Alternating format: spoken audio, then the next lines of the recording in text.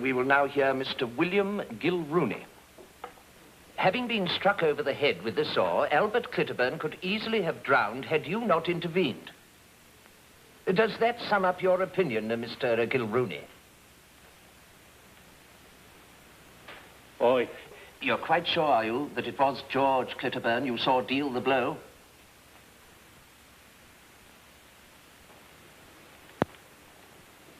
Aye.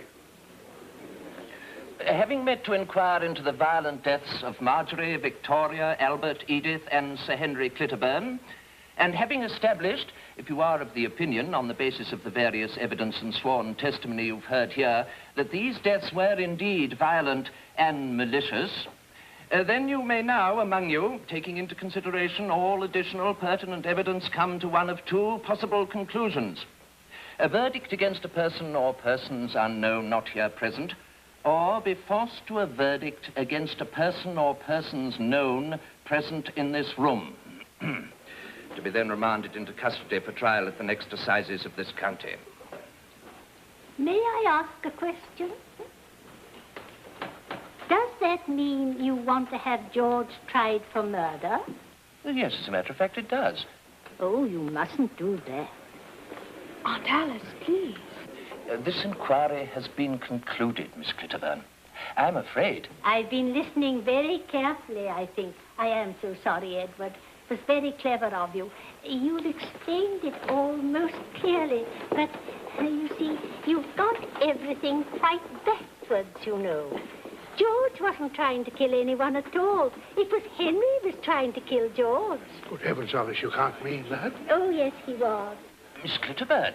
Yes, you see, Henry needed money for taxes and all sorts of odds and ends. I heard him explaining it all to Marjorie one day when I was in the West Wall. I beg your pardon, when you were where? In the West Wall, the first time. The other time, to be quite truthful, I was in Henry's wardrobe. Oh, and Albert tried to help, too, and so did Henry's mother. She suggested poisoning you, so you needn't feel responsible.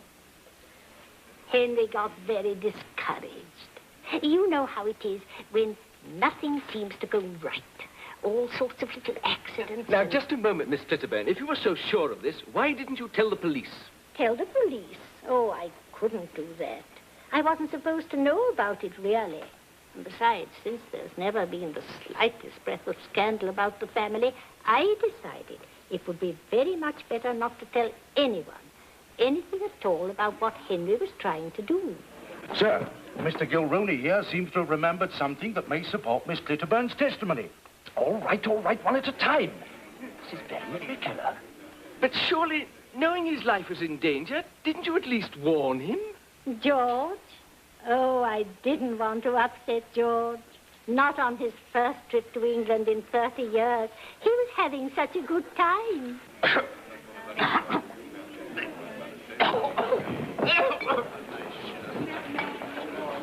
You're not leaving, are you, George? There.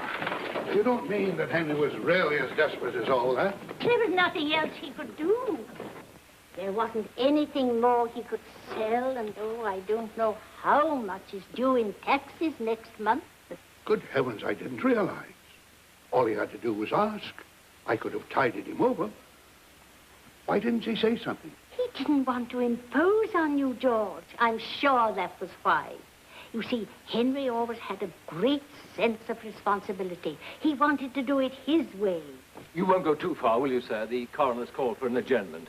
We'll sort this out one way or another, I think. Now, George, you don't want to catch cold after all this bother.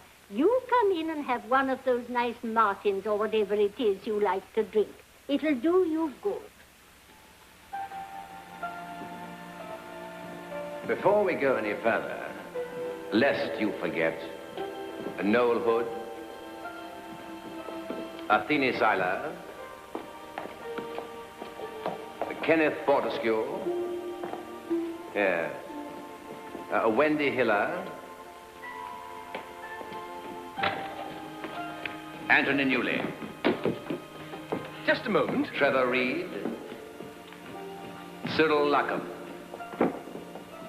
Patricia Webster, Michael Caine. Aye. Charles Coburn. Uncle George.